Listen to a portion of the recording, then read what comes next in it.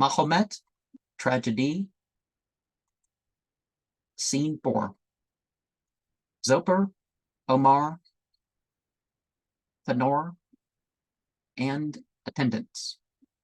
Zoper says, at length it seems Omar returns, after a 3 years' absence, to visit that loved country which his hand so long defended, and his honest heart has now betrayed. Deserter of our gods, deserter of our laws, how darest thou thus approach these sacred walls to persecute and to oppress a public robber's slave?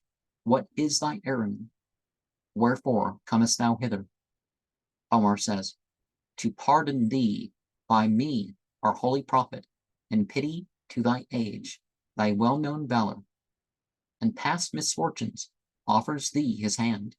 Omar is come to bring thee terms of peace. Zoper says, and shall a factitious rebel offer peace? Who should have sued for pardon? Gracious gods, will ye permit him to usurp your power, and suffer Mahomet to rule mankind? Dost thou not blush, vile minion, as thou art, to serve a traitor? Hast thou not beheld him, friendless and poor, an humble citizen, and ranking with the meanest of the throng? How little then in fortune, art, and fame? Omar says, thus low and groveling souls like thine pretend to judge of merit, whilst in fortune's scale ye weigh the worth of men. Proud, empty being, dost thou not know that the poor worm which crawls low on the earth, and the imperial eagle that soars to heaven, in the all-seeing eye of their eternal maker, are the same, and shrink to nothing? Men are equal all. From virtue only true distinction springs, and not from birth. There are exalted spirits who claim respect and honor from themselves, and not their ancestors. These, my lord, are heaven's peculiar care, and such is he whom I obey, and who alone deserves to be a master. All mankind like me shall one day fall before the conqueror's feet, and future ages follow my example. Zoper responds, Omar, I know thee well. Thy artful hand in vain hath drawn the visionary portrait. Thou mayest deceive the multitude, but I know what Mecca worships. Zoper can despise. Be honest then, and with the impartial eye of reason look on Mahomet. Behold him but as a mortal, and consider well by what base arts the vile impostor rose, a camel driver, a poor abject slave, who first deceived a fond believing woman, and now, supported by an idle dream, draws in the weak, incredulous multitude, condemned to exile. I chastise the rebel too lightly, and his insolence returns with double force to punish my indulgence. He fled with Fatima from cave to cave, and suffered chains, contempt, and banishment. Meantime, the fury, which he called divine, spread like a subtle poison through the crowd. Medina was infected. Omar, then, to reason's voice attentive, would have stopped the impetuous torrent. He had courage then, and virtue to attack the proud usurper, and now he crouches to him like a slave. If thy proud master be indeed a prophet, how didst thou dare to punish him, or why? If an imposture, wilt thou dare to serve him? Omar said, I punished him because I knew him not. But now the veil of ignorance removed, I see him as he is. Behold him born to change the astonished world and rule mankind.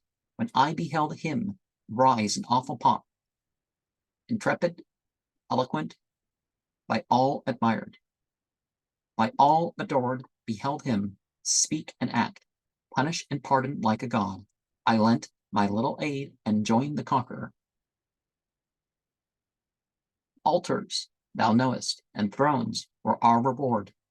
Once I was blind like thee, but thanks to heaven my eyes were opened now. With Zoper, thine were open too. Let me entreat thee, change as I have done. no longer boast thy zeal, and cruel hatred, nor blaspheme our God, but fall submissive at the hero's feet. Whom thou hast injured, kiss the hand that bears the angry lightning, lest it fall upon thee.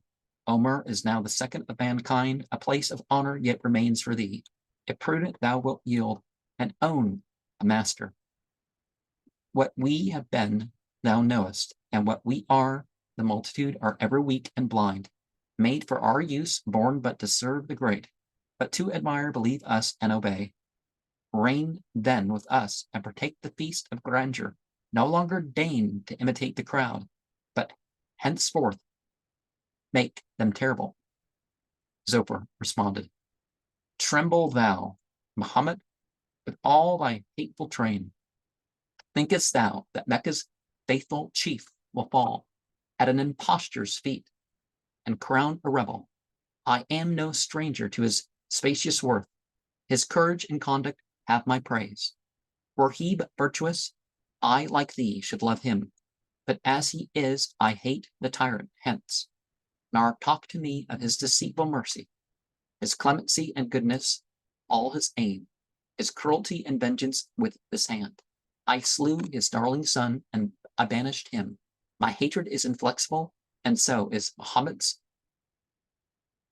resentment. If he ever re-enters Mecca, he must cut his way through Zoper's blood, for he is deeply stained with crimes that justice can never forgive. Omar said, To show thee Mahomet is merciful, that he can pardon, though thou canst not. Here I offer thee the third of all our spoils, which we have taken from tributary kings. Name your conditions and terms of peace. Set your own terms on fair Palmyra. Take our treasures and be happy. Zoper says, Thinkest thou, Zoper, will basely sell his honor and his country, will blast his name with infamy for wealth? The foul reward of guilt, or that of Palmyra, will ever own a tyrant for her master. She is too virtuous ever to be the slave of Mahomet, nor will I suffer her to fall a sacrifice to base impostors who would subvert the laws and undermine the safety and virtue of mankind. Omar said, Implacably severe, thou talkest to Omar as if he were a criminal, and thou his judge, but henceforth I would have thee act a better part, and treat me as a friend, as the ambassador of Mahomet, a conqueror and a king. Zoper says, A king who crowned him. Omar said, Victory, respect his glory, and tremble at his power. Amidst his conquest, the hero offers peace. Our swords are still unsheathed, and woe to this rebellious city if she submits not. Think what blood must flow, the blood of half her fellow citizens. Consider, Zoper, Mahomet is here, and even now requests to speak with thee. Zoper said, Ha, Mahomet? Omar says, Yes, he conjures thee. Zoper says, Traitor, were I the sole despotic ruler here, he should be answered soon by chastisement. Omar says, I pity, Zoper, thy pretended virtue. But since the Senate insolently claim divided empire with thee to the Senate, let us be gone. Omar will meet thee there. Zoper said, I will follow thee. We then shall see who best can plead his cause. I will defend my gods, my country, and her laws. Thy impious voice shall bellow for thy vengeful deity, thy persecuting God and his false prophet. Turning to Fëanor. Haste, Fëanor, and with me repulse the traitor. Who spares a villain is a villain. Come, let us, my friend, unite to crush his pride. Subvert his wily purposes, destroy him, or perish in the attempt. If Mecca listens to Zoper's counsels, I shall free my country from a proud tyrant's power and save mankind. And thus ends the first act. And so these aren't the type of words that were used, because even the people who disbelieved him knew that the people of Yathrib picked him to be the leader when they weren't.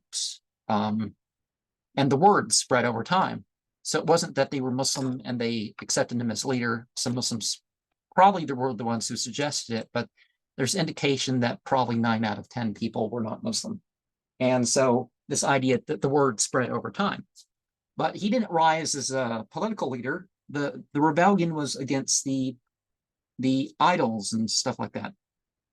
Was that why are you worshiping that which you make with your own hands, and all sorts of other arguments that you're going to find in the Quran and the Hadith. That so it wasn't that rationality was left out.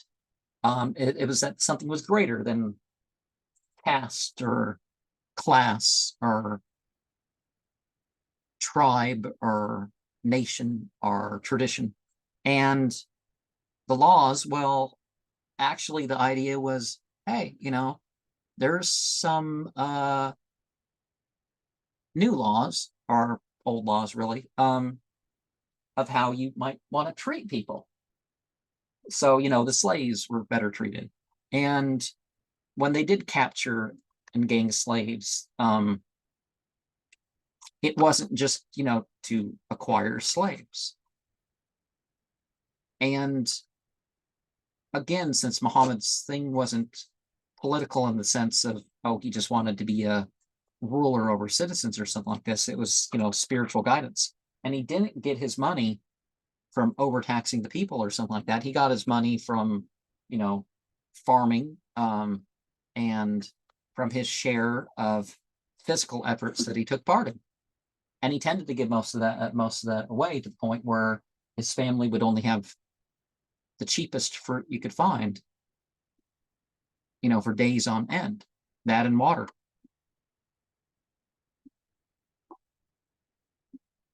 But even if somebody isn't part of the ways of their people, they don't, they're not doing the rituals, they're just around, they see stuff going on.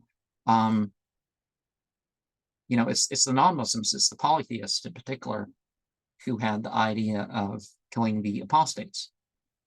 Some of the monotheist or monotheistic religions that were heavily reliant on the priesthood,